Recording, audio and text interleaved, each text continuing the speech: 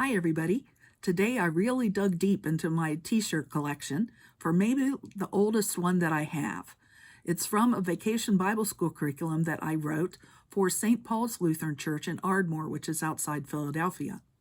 I was their minister of Christian education at the time. It was June 1998. The theme was Art Crew. And the curriculum itself has been lost due to a glitch in the floppy disk that it was stored on. You probably don't even know what a floppy disk is. Of course, I do remember that one of the stories was about Noah's Ark. The story of Noah is found in Genesis from the very end of the 5th chapter to the end of chapter 9. I'm sure you know the story. God told Noah to build an ark before the great flood. Noah put 2 of each kind of animal, along with his family, into the ark. Soon it began to rain, and then the whole earth was covered with water. Noah and his family and the animals stayed in the ark while it rained for 40 days and 40 nights. When the rain stopped and the water finally dried up, they all got out and praised God for keeping them safe. Now, there is actually more to the story, but those are the highlights. Another part that I didn't mention was the rainbow.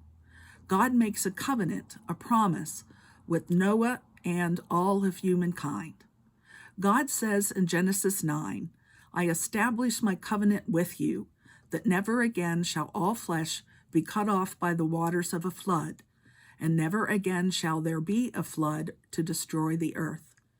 This is a sign of the covenant that I make between you and me and every living creature that is with you, for all future generations. I have set my bow in the clouds, and it shall be a sign of the covenant between me and the earth." I will admit to you that last Friday I had a bit of a breakdown.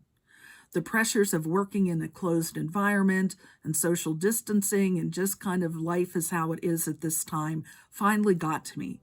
I was having a very hard time and I needed a break. I left my office, and whenever I went out, I noticed it was raining a little bit. Then I looked towards Frederick Street, and there was one of the most magnificent rainbows I have ever seen. I immediately started to feel better. I drove down to Sal's on Baltimore Street for some takeout pizza for dinner, and I could see that rainbow's end the entire drive there. I've never seen one last that long. That rainbow was a reminder that God is really with me. God is really with all of us.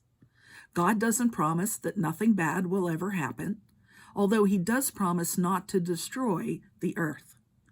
The promise is that God is with us no matter what happens. We need to look for the rainbows. I hope you can look for rainbows or other signs of God's presence at this time. Share them with us on our Facebook page or in our confirmation emails. I'd love to hear from you.